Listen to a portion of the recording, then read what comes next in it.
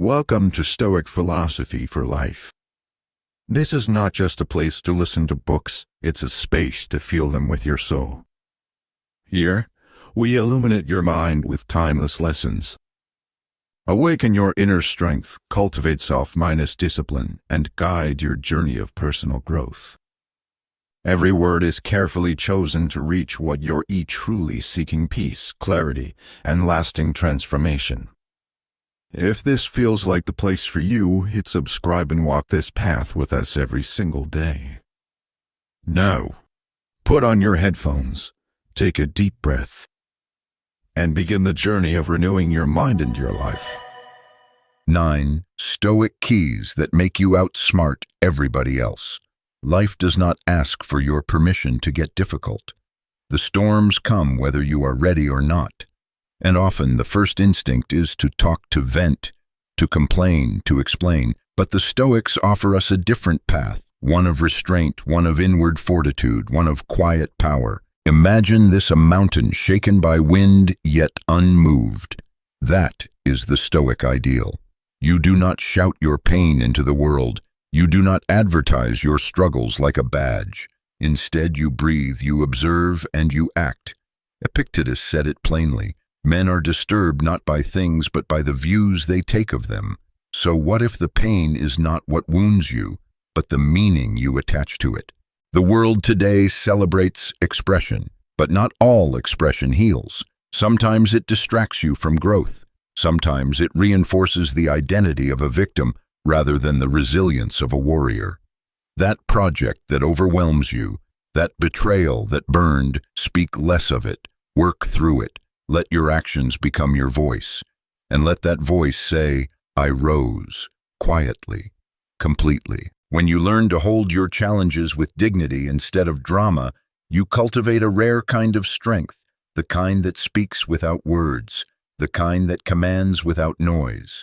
And here is the second key: do not reveal your secrets too easily, not because they are shameful, but because they are sacred. In a world that thrives on oversharing, discretion has become a form of rebellion. Seneca said, if you want to keep a secret, keep it to yourself. Because when you hand your inner world to anyone who asks, you are not connecting, you are giving away the keys to your fortress.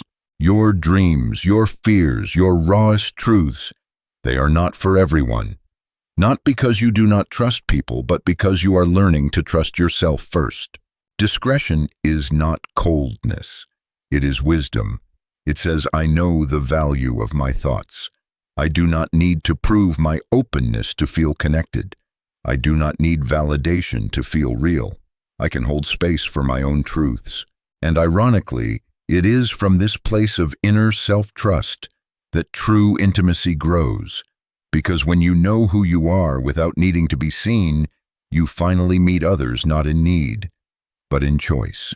So let this be your quiet revolution. Speak less of your pain, share less of your plans, and watch how much louder your life becomes, not in noise but in impact, not in attention but in alignment.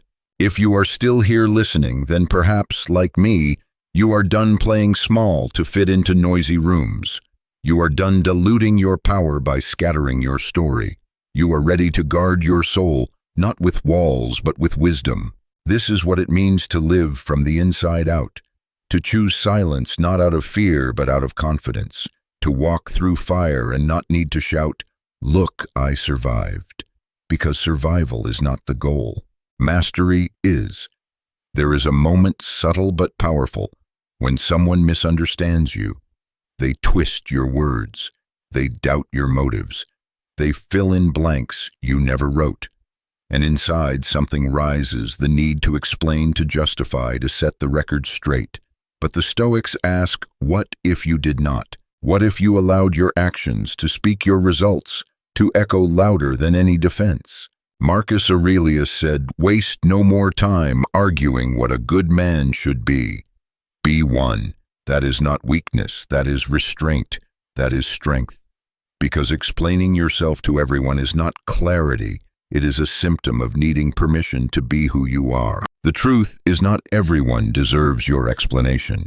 Some are not seeking to understand you, they are seeking to control how you see yourself. And the moment you begin defending your integrity, you risk handing it over. Let your work speak. Let your consistency speak. Let your calm speak. In time, people will either see the truth or they will not, but you will no longer be hostage to their perception. Do not speak to be understood. Live to be undeniable. And in this we find the fourth key: do not react emotionally. This is the hardest war, the one that rages inside when your ego is bruised, when anger flares, when fear whispers. But the Stoic does not act from impulse. The Stoic waits. Epictetus taught his students, when something happens, the only thing in your power is your reaction. Think of that. In a world addicted to outrage, what if your power was found in stillness, in refusing to hand your peace over to circumstance or insult? Anyone can yell back.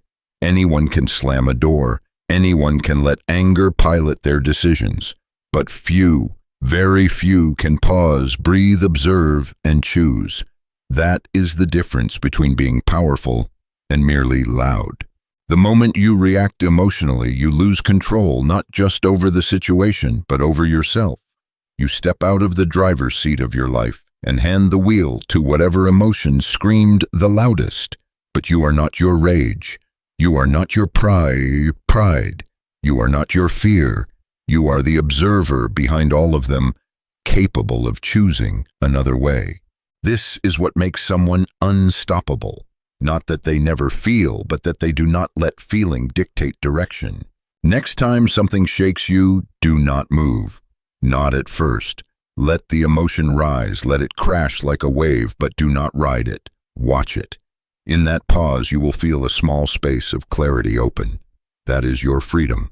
That is where strength begins. And no one will see it.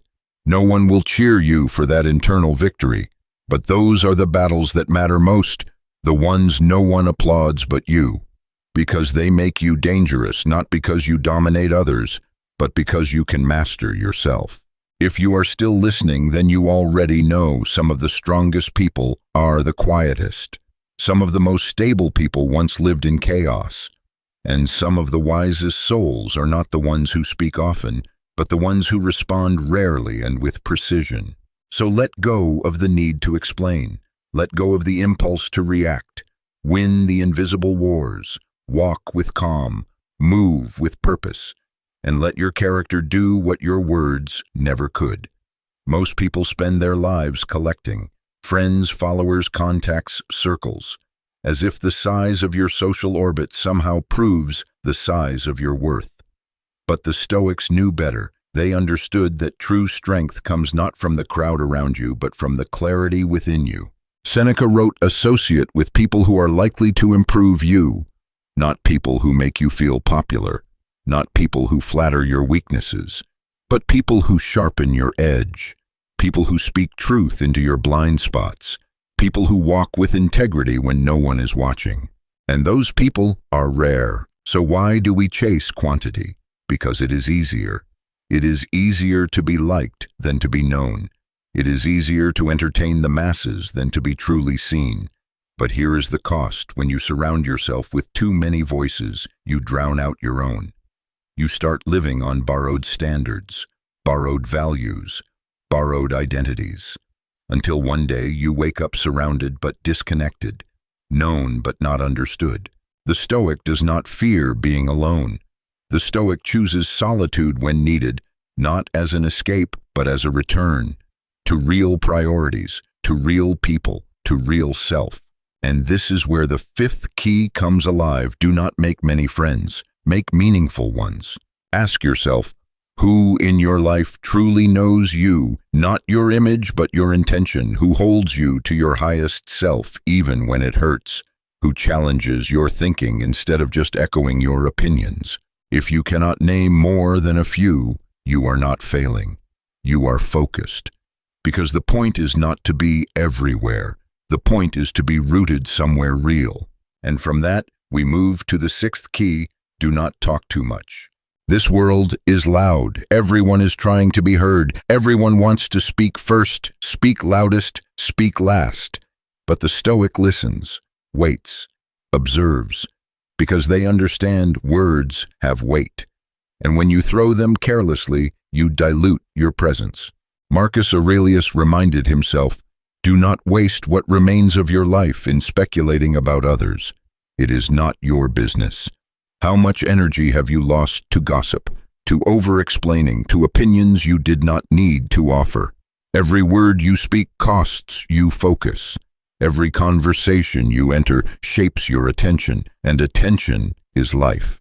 The modern mind is exhausted, not because of what it feels, but because of what it allows in. Every social post you scroll past, every debate you jump into, every meaningless interaction you let unfold out of politeness, they all drain you. And yet people wonder why they cannot focus, why they feel fragmented, why their mind is constantly buzzing. The answer is simple: they are too available to everyone, for everything. But you can choose different. You can become strategic with your speech, intentional with your input, selective with your circle, not from fear, but from respect for your time, your energy, your mission. Start here before you speak. Ask, is this necessary? Is this kind? Is this true? Not everything that comes to mind needs to come out of your mouth. Silence is not awkward, it is sacred. And before you share your vision, your plan, your next move, pause. Not everyone deserves access to your momentum. Some people listen to support, others listen to compete. Your job is not to please either. Your job is to protect your focus like a fire.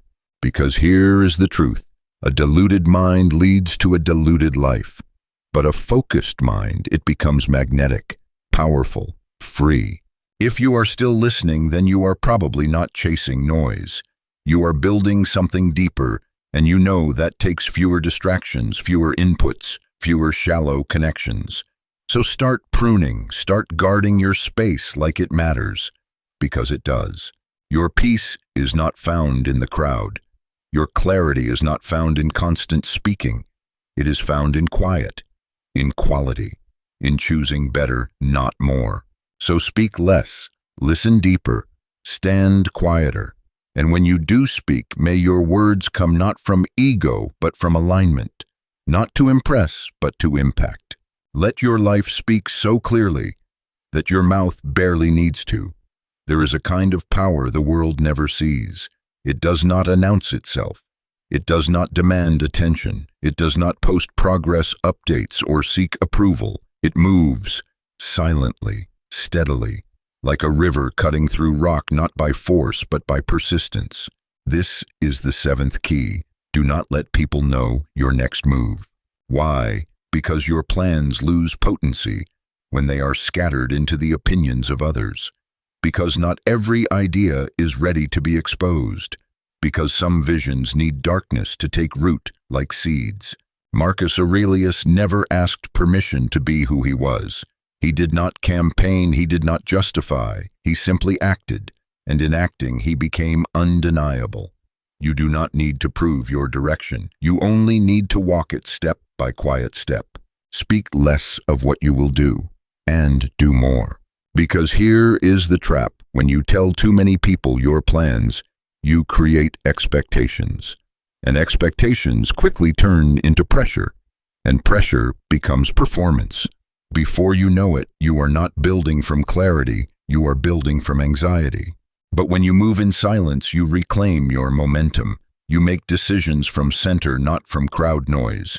You fail in private, you evolve in peace. You surprise people not with talk, but with transformation. The Stoics knew this. They built from discipline, not display. And when people attack you, because they will, this next principle will be your shield. Do not seek revenge, not because you are weak, but because revenge is a currency for the ego, and the ego is easily baited. Anyone can retaliate. Anyone can match energy, but few can rise above the exchange entirely. Seneca said, "A wise man is indifferent to the applause of the crowd and the sneers of the mob." That means your energy is too expensive to spend on bitterness. Your time is too valuable to waste on proving a point to people who lost access to your peace the moment they disrespected it. Revenge feels like justice, but often it is just a slower form of self-sabotage. It chains you to the past. It keeps the wound open. It lets your worst moment define your next move. And you are worth more than that. Forgiveness is not weakness. It is freedom. It is the decision to stop drinking the poison someone else handed you. It is not saying what you did was fine. It is saying what you did no longer owns me. And if that is too much to say, yet start smaller. Say, I will not let this write my story. The Stoics were not emotionless. They felt betrayal. They knew rage, but they learned to pause before they became their emotions. They learned to separate the impulse from the action. And in that space, they reclaimed their dignity. When you refuse to retaliate, you shock people. Because silence when expected to scream is power. Calm when expected to explode is presence. And focus when tempted by revenge is rare. So let them underestimate you. Let them wonder. Let them talk. You move. You build. You win not in noise but in distance. If you are still here, it means you are probably tired of the emotional quicksand of retaliation explanation and trying to prove your worth to people who have not earned access to it. Good. That means you are ready. Ready to go quiet. Ready to build from stillness. Ready to let go, not because they deserve peace, but because you do. So walk away with grace. Plan without broadcasting. Win without gloating. Let your growth be so real that it humbles your past silences, your critics, and speaks for itself. There is a moment quiet but heavy that almost everyone knows too well. You feel it before you make a choice that might upset someone. You feel it when your truth clashes with the image others have built for you. You feel it when you stand at the edge of something new and all you hear are imagined voices saying, "What will they think?" And just like that, you shrink. You hesitate. You adjust not to your values, but to their expectations. But here is the truth. The Stoics lived by the opinion of others is not your business. Their judgments do not belong to you. Their stories about who you are do not define you unless you agree to play the part they wrote. Epictetus said it simply, if someone speaks ill of you, live so that no one believes it. That means let your actions be your answer. Let your integrity be your shield. Let your life speak louder than any rumor, any label, any narrow-minded gaze. But even that takes training. Because from childhood we are wired to seek approval.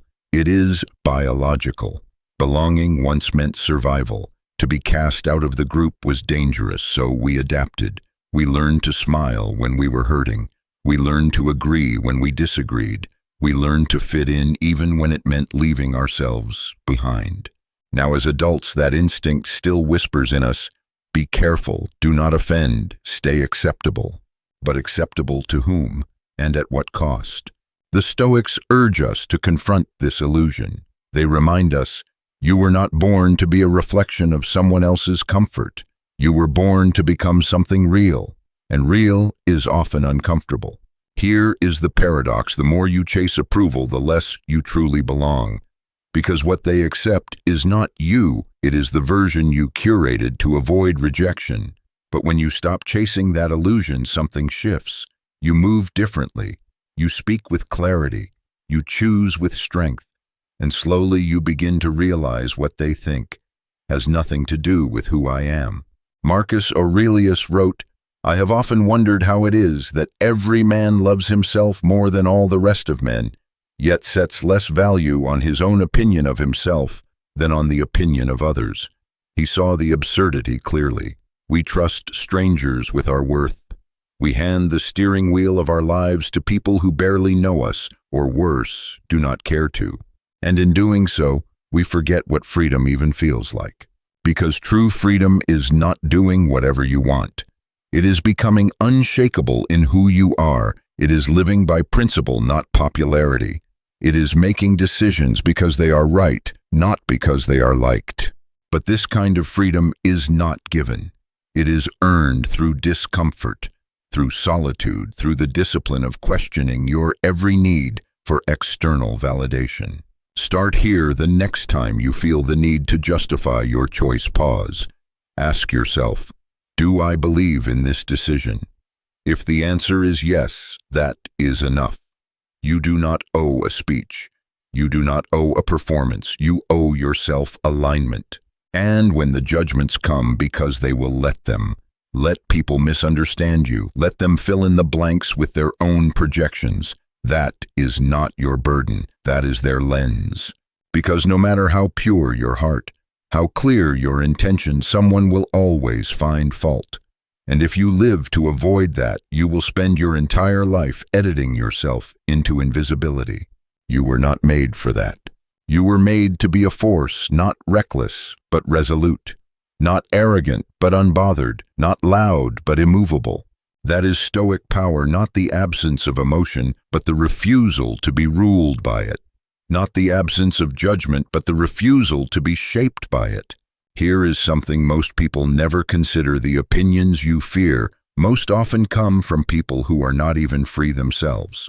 They are reacting from their own wounds, their own limitations, their own unmet dreams.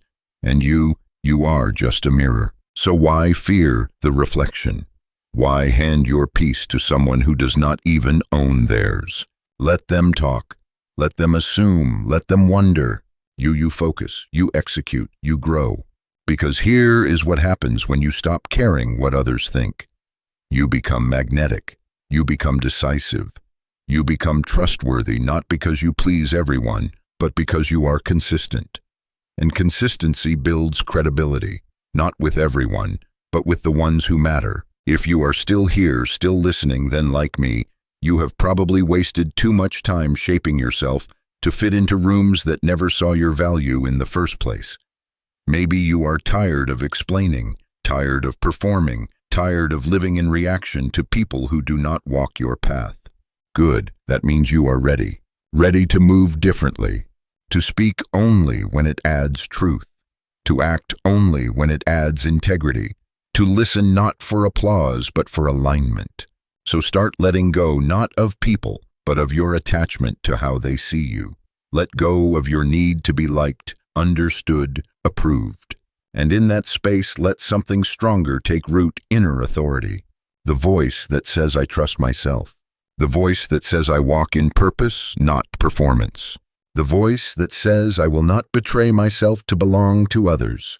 Because at the end of the day, you are not the opinions they form. You are the decisions you make. You are not their assumptions. You are your actions. You are not what they say when you are gone. You are what you live when you are here. And that is more than enough. The world will offer you 1,000 templates for living, 1,000 blueprints of what success looks like, 1,000 timelines you are supposed to follow, but none of them were built for you.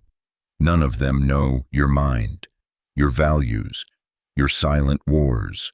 And yet most people spend their lives building someone else's house, only to realize they never learned how to live inside their own. The Stoics believed that your life is not an accident. It is an architecture, not fixed, not inherited, but built thought by thought, action by action, decision by decision. And every day, whether you know it or not, you are laying bricks. You are shaping the structure of your inner world. So ask yourself, what kind of house are you building? Is it a fortress of peace or a stage for performance? Is it filled with distractions and borrowed goals, or with quiet rooms where your purpose can breathe? Marcus Aurelius wrote, "The happiness of your life depends upon the quality of your thoughts, not the quality of your job, not the size of your following, not the admiration of others, but the quality of your thoughts." So let us start there, not with your goals, with your thinking. What thoughts are you repeating daily? What beliefs are you reinforcing through your language, your habits, your associations? Most people never audit their mind. They believe what they think without question. But you are here to challenge it, to strip it down, to rebuild it on purpose. Because the mind is not a container, it is a garden. And it will grow whatever you plant, weeds or wisdom. You must learn to design your mental environment as intentionally as an architect draws the lines of a cathedral. What do you allow in? What do you say no to? What do you listen to, not just out loud, but in silence? Protect your inputs like sacred soil. Your mental diet shapes your destiny more than your circumstances ever could. And from that clarity, you begin to build differently. You stop chasing momentum for the sake of movement. You stop copying paths that do not align with your soul. You stop living reactively. You start choosing slowly, precisely, fully. The Stoics were not obsessed with speed. They were obsessed with stability. A tree does not grow tall by rushing. It grows by rooting. So stop sprinting toward milestones that do not matter to you. Start crafting your days with intention. Your mornings, your routines, your relationships, your yeses, your nos. Because architecture is not about grand gestures. It is about repetition. What you do today, you are rehearsing for forever. And yes, life will shake your structure. People will disappoint you. Plans will change. But if your foundation is built on clarity, on values, on presence, on self-trust, you will bend, not break. Most people build their lives like tents, temporary, flimsy, at the mercy of every storm. But you are here to build something permanent, something that reflects not just where you are, but who you are becoming. And here is the most radical act: design your life around your values, not your fears, not around what is expected, not around what is safe, around what is true. And that will not look like anyone else's map. It is not supposed to.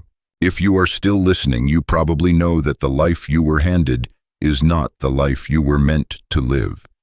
You are not here to survive the days. You are here to shape them, to honor the voice that says there is more for you than this. So stop waiting for clarity to arrive fully formed. It never does. Clarity comes from movement, from reflection, from choosing, from failing, from listening again, from adjusting, from starting again. Your life is not a product, it is a practice. And every day you have the power to make it more honest, more simple, more aligned. Forget chasing perfection, chase precision. What does one right decision today look like? One better thought, one aligned action. That is the blueprint, that is the plan, that is the architecture. Not in 10 years, not someday, but now. Build it quietly, deliberately, repeatedly, and let it stand not as a monument to your ego, but as a temple to your truth. Have you ever felt like life is passing you by, not in big dramatic ways, but slowly, like a fog that settles without warning? You wake up, go through the motions, meet your responsibilities, but somewhere deep inside, something feels stalled, like you are waiting, but for what? You do not even know. You just feel stuck.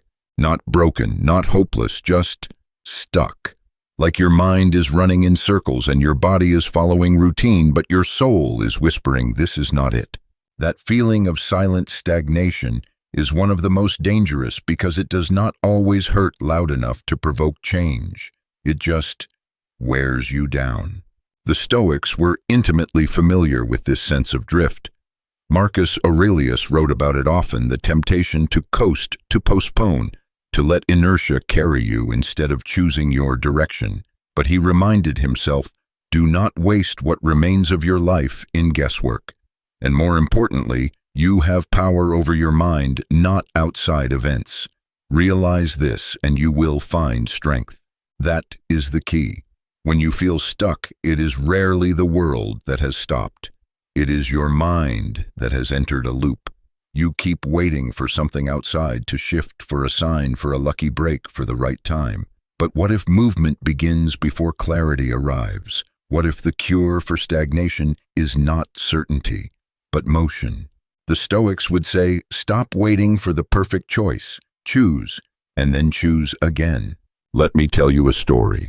There is a Japanese art called kintsugi, the practice of repairing broken pottery with gold. Instead of hiding the cracks, it highlights them, makes them part of the beauty. The bowl is not what it used to be, but it is more valuable now, not because it avoided damage, but because it grew from it. That is how you rebuild your life when it feels fractured or stuck. Not by pretending nothing is wrong, but by treating this stuckness as a signal, a crack, a place that needs attention and gold. So how do you begin? You start where you are, not where you think you should be. Most people stay stuck because they are trying to leap from zero to perfect. But Stoicism says, start with what you control, today, right now. Clean one drawer, answer one message. Say no to one thing you usually tolerate. Go for a walk, not to escape, but to clear the static. Not because walking fixes everything, but because stillness with movement is a form of active reflection. The body moves and the mind follows. Then ask yourself, what is one thing I would do today if I truly believed I was capable of change? Not 5 things, just one. Write it down, do it, then repeat. Because you do not change your life through grand declarations. You change it by stringing together small wins. And each small act, each disciplined decision is a vote for your future self. But more than action, Stoicism demands awareness. What thoughts are keeping you in the loop? I am behind. It is too late. Others are doing better. These are not facts. These are scripts, and scripts can be rewritten. Replace them with, I begin again. This moment is mine. Forward is forward, even if slow. If you are still here listening, then something inside you is not done. It may be tired, confused, afraid, but it is not done. And that part of you, the quiet, steady part, is all you need to start. Do not underestimate the power of one shift. Wake up 20 minutes earlier. Turn off your phone for an hour. Drink water before caffeine. Spend 5 minutes journaling your own truth instead of consuming someone else's. These are not productivity hacks.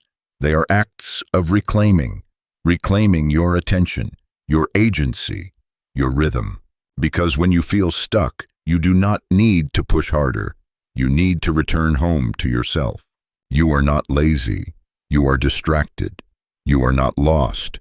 You are disconnected. You are not weak. You are waiting for a version of yourself that only exists after you act, not before. So move not to impress, but to express. Act not because you have it all figured out, but because you are willing to figure it out along the way. And remember, this progress is not always visible. Some of your deepest transformations happen quietly, internally, without applause. But one day, the fog will lift. You will look back and realize that season when I felt stuck, that was the season I finally started building something real. So honor this moment not as a setback, but as a setup. Not as punishment, but as preparation. Not as the end, but as the turning point. There is a kind of fatigue that no amount of sleep can fix. It does not come from the body. It comes from the soul, overwhelmed not by action, but by misalignment. You are busy all day, yet nothing feels meaningful. You check boxes, hit deadlines, answer messages, but something is missing. This is the exhaustion of false urgency. We live in a culture addicted to speed, hustle, grind, urgency. Everyone is running toward what they do not know.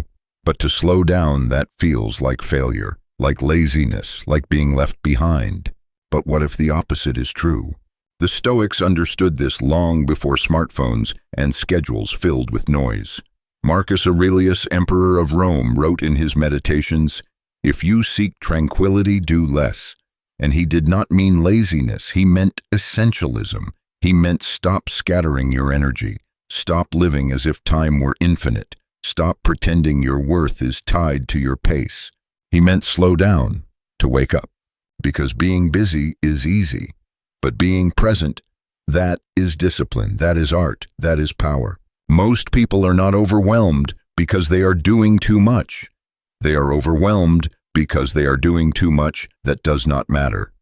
Their time is consumed by shallow yeses, by performative productivity, by distractions disguised as duties. And they call it ambition, but really it is avoidance. Avoidance of stillness, of reflection, of the hard questions like, am I building a life I actually want? Am I becoming someone I respect? Do I even know what peace feels like anymore? The Stoics ask us to stop running not forever, but long enough to ask, where is this leading me? There is an old parable of a man chopping wood with frantic energy. A stranger walks by and asks, "Why do you not stop and sharpen your axe?" The man replies, "I am too busy chopping." That is most people today. Too busy doing to improve how they do. Too busy reacting to live with intention. But you are here to sharpen your inner tools. You are here to move slower and smarter. So how do you do that? You begin by questioning speed itself. You realize rushing does not always equal progress. Sometimes it means you are moving in circles faster. Then you practice pause, before saying yes, before checking your phone, before reacting. You create small spaces in your day where your nervous system can breathe again. You start removing, not adding. One app, one meeting, one commitment that no longer aligns. You simplify, not because your life is small, but because your focus is sacred. You anchor your days in rhythm, not reaction. You wake up slower. You eat with attention. You listen without planning your response. You let moments stretch instead of compressing them into the next task. This is not laziness. This is rebellion against the cult of chaos. And slowly, your mind clears. You begin to feel yourself returning. Not the hurried version, the grounded one, the present one. If you are still here, then like me, you are probably done chasing things that leave you empty. You are done glorifying stress. You are ready to build from stillness, not scramble from fear. So this is your reminder. You are allowed to slow down, to do less, to focus more, to live deeply, not loudly. Let others rush. You walk with weight. Let others perform. You live with presence. Let others chase. You choose, because you were not born to be another cog in the wheel. You were born to see clearly, to move deliberately, to leave behind noise, and become a signal. And when you do, you will go further than you ever could by sprinting. Because still, waters run deep, and you are no longer here to skim the surface. You are here to sink into what matters. There comes a time in every life when you look around and realize no one is coming to fix it. No mentor, no partner, no miracle. The cavalry is not on the way. And that moment, though terrifying at first, is also the beginning of a deeper kind of strength, the kind that does not wait to be saved. We live in a world that teaches dependency in subtle ways. Blame the system. Blame your parents. Blame your past. Blame your circumstances. And yes, those things shape you. But they do not define your destiny. They are context, not chains. The Stoics understood this with piercing clarity. Epictetus said, "Seek not for events to happen as you wish, but wish for events to happen as they do, and your life will flow well." That is not passivity. That is power. The kind of power that starts the moment you stop expecting life to be fair and start deciding to become stronger than anything it throws your way. No one is coming to save you, but that does not mean you are alone. It means the responsibility is yours, and with it, the freedom. You do not have to wait for permission. You do not have to wait for everything to align. You can begin right here, right now with what you have, and you can rebuild from any failure, any heartbreak, any rock bottom, because no one else knows what you are truly capable of, not even you until you are forced to find out. Think of every hero you admire, every leader, every voice that shook the world. What made them powerful was not comfort, it was pain. What made them unshakable was not ease, it was crisis, and the choice to rise anyway. So if life has stripped things from you, take it personally, not as a punishment, but as a wake-up call. Because here is the truth. If you are waiting for someone to understand you fully, to fix what you avoid, to show you the path, you will wait forever. No one can carry your weight. No one can fight your battles. No one can live your life for you. And deep down you know this. So how do you respond? You stop asking, "Why me?" and start asking, "What now?" You stop begging the world to change and start shaping yourself to face it. You stop romanticizing rescue and start training your mind like a warrior sharpens his blade slowly daily without applause. The Stoic does not wait. The Stoic works. But not from bitterness, from clarity. You are not here to impress others. You are here to master yourself. Start with small rituals. Keep your promises to yourself, especially the ones no one sees. Wake up when you said you would. Move your body even when no one is watching. Speak less. Listen deeper. Write out your thoughts instead of numbing them. Choose your food. Choose your words. Choose your company, not based on comfort, but on character. Because every small act of self-respect becomes armor, and over time you will realize you never needed saving. You needed remembering of who you were before fear set in, before the world told you to shrink, before you started outsourcing your power. If you are still here listening, then you know the world is not obligated to hand you peace. It is your job to build it, and you are not behind. You are not broken. You are not too late. You are early in the chapter where you finally become your own anchor. No one is coming, and thank God for that, because now everything changes. Most people live as if they are never going to die. They fill their days with things that do not matter, conversations that go nowhere, distractions that blur the edges of their purpose. And when the end comes, as it always does, they look back not in peace, but in regret. Why? Because they forgot that every hour is borrowed, that every breath is a gift, that every moment wasted is a moment gone not into storage but into eternity. The Stoics never forgot. In fact, they did the opposite. They carried the awareness of death like a compass, not a curse. Marcus Aurelius wrote, "You could leave life right now. Let that determine what you do, say, and think." Imagine that.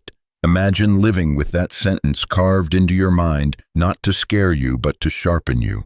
The practice is called memento mori. Remember, you must die. It sounds morbid, but it is anything but. It is not a fixation on the end. It is a liberation from illusion. It is a way to wake up from the sleepwalking trance of someday. Because someday is not real. There is no guarantee of next year, next month, even tomorrow. All you truly have is now, and that makes now sacred. You may think you have time. You do not. You have choices, and those choices shape everything. The question is, are you choosing consciously or just coasting through another forgettable day? There is a story of a Roman general returning victorious from war. As he rode through the city in celebration, a servant stood behind him whispering, "Remember, you are only a man.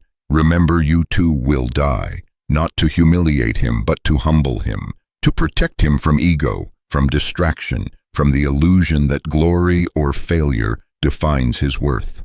Death equalizes us all, and in that there is freedom. You do not have to be perfect. You do not have to win every argument.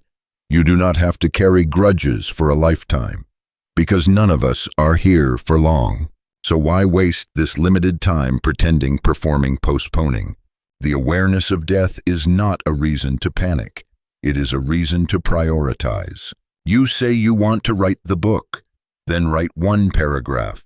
You say you want to love deeply, then put the phone down and look into their eyes. You say you want peace, then stop arguing with what you cannot control. Do not wait until life forces you to wake up. Live now as if your time mattered, because it does. Here is the paradox. Those who fear death the most are often the ones who are not really living. And those who remember death daily often live with more joy, more clarity, more purpose than anyone else. Because when you accept that nothing lasts, you start to cherish everything. A sunrise, a kind word, a silent walk, a simple breath. You stop rushing. You start noticing. You stop obsessing over legacy. You start focusing on presence. You stop trying to prove. You start trying to experience. And when you do that, your life becomes its own kind of immortality, not because it lasts forever, but because it was fully lived. If you are still here, still listening, then maybe like me, you have wasted too much time in fear, in delay, in trying to control what you cannot. Let this be the moment you return to what matters, to what is real, to now, because the clock is always ticking. But that is not a threat. It is a gift. A reminder that life is not something to survive. It is something to feel. So feel it. Love bravely. Say the thing. Take the risk. Forgive faster. Choose better. Pause longer. And when your time does come, whenever that may be, let it find you awake. Not just alive, but fully here. There is a noise that never stops. It lives in your phone, in your inbox, in your to-do list, in your own thoughts. It is the voice that says, more, now, faster. What are you missing? Who is ahead of you? What if you are falling behind? You can mute the volume around you, but this voice, this internal static follows you everywhere until you learn to silence it. The Stoics were masters of this silence. Not the kind where you say nothing, but the kind where you no longer react to everything, where your peace is not constantly stolen by small offenses, opinions, or outcomes. Seneca wrote, "It is not that we have a short time to live, but that we waste much of it." And the greatest waste, mental distraction, inner noise, the inability to be with yourself without needing to escape. Most people are afraid of silence, not because it is empty, but because it is honest. In silence, you hear what you have been avoiding. You feel what you have been suppressing. You realize how much of your energy is spent running not from the world, but from yourself. But the Stoic trains for stillness, not by fleeing the world, but by learning to stand unmoved in the middle of it. This is not easy. It requires unlearning. It requires resisting the urge to respond to every provocation, to scroll every silence, to fill every quiet space with noise. You must learn to sit, to breathe, to let thoughts pass like clouds without chasing them. It is a kind of internal fasting, a discipline of not feeding every impulse. And in that empty space, something profound happens. Your mind becomes a mirror. And in the mirror, you see yourself not the version shaped by roles, demands, or expectations, but the one beneath all that. Stillness reveals you. That is why it is uncomfortable. That is why it is avoided. But that is also why it is sacred. In a world where people are addicted to attention, the ability to be content with yourself is a superpower. Marcus Aurelius, in all his power, wrote, "Nowhere can man find a quieter or more untroubled retreat than in his own soul." That was his escape, not some cabin in the woods, but a cultivated mind. A place within that could not be shaken by praise, criticism, success, or failure. Ask yourself, do you have that place? When everything is silent, are you at peace, or do you reach for distraction? When no one is watching, do you act from integrity, or only when someone might see? Stillness is not something you find, it is something you practice. Start small. Before you check your phone in the morning, sit for 60 seconds. Just breathe. Before you respond to a message, in anger, pause. Let 10 seconds of quiet reset your nervous system. Before you chase another opinion, another trend, another reaction, ask, what do I actually think? And when your day ends, do not fall asleep to noise. End in reflection. What moved you today? What drained you? What did you choose not by habit, but by design? These are not spiritual exercises. These are acts of clarity. And clarity is the foundation of freedom. If you are still listening, you already know the world does not want you still. It wants you triggered, addicted, distracted, clickable. But you are building something different. A mind that cannot be bought, a spirit that does not flinch, a heart that is quiet enough to hear the truth beneath the noise. And here is the truth: life is not in the volume, it is in the depth. You can chase every stimulus and feel nothing, or you can go deep into one moment and feel everything. So slow down, withdraw from the mental battlefield, and return to the one place no one else can touch your own soul. Because in that stillness you remember who you are, what you value, what truly matters. And from that silence, your next move will not be a reaction, it will be a response.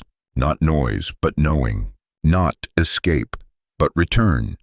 So here you are, after everything, after the lessons, the silence, the reflection, after the discomfort, the honesty, the return to self. You have made it through 11 chapters, not of a script, but of yourself. And now there is only one question left. What will you do with all of this? Not in theory, not someday, not when it feels easier or safer or more convenient, but now, with the life you still have, with the breath in your lungs and the weight in your hands. Because you know too much now. You cannot unknow what you have seen. You cannot go back to sleep, not fully, not without cost. You have touched a deeper rhythm, a truth beneath the noise, a knowing that does not shout but whispers. And once you have heard that whisper, every distraction feels louder, every lie feels heavier, every delay feels more expensive. The Stoics never promised ease. They promised clarity. They promised freedom not from life's burdens, but from its illusions. And what is illusion if not the belief that you can live forever, that you can wait to be yourself, that you can ignore the cost of inaction and somehow still arrive at a fulfilled life? No, that door is closed now. Because the truth is in you. You know that peace does not come from control. It comes from surrendering to what you cannot change and taking radical ownership of what you can. You know that fulfillment does not come from applause. It comes from alignment, from living so close to your values that even your silence carries weight. You know that strength is not loud. It is quiet. It is the discipline to keep showing up for yourself even when no one claps, even when no one notices, even when it is hard. You know that death is not your enemy. It is your teacher. It is the mirror that strips away every excuse and leaves you with the raw truth. This moment is everything. And you know that no one is coming to do this work for you. It is yours.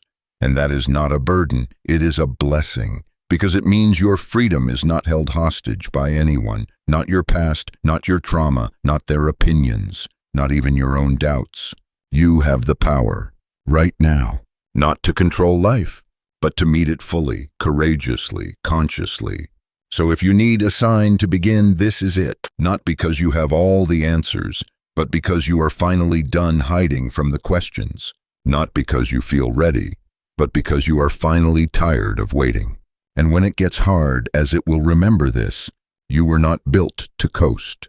You were built to create, to shape meaning from chaos, to walk through fire without losing your center, to turn pain into purpose, stillness into strength, discipline into freedom. And you will not always feel powerful, but you will become powerful because you choose to show up anyway, one thought at a time, one decision at a time, one quiet victory at a time, until your life, your real life, is not just something you endure, it is something you embody.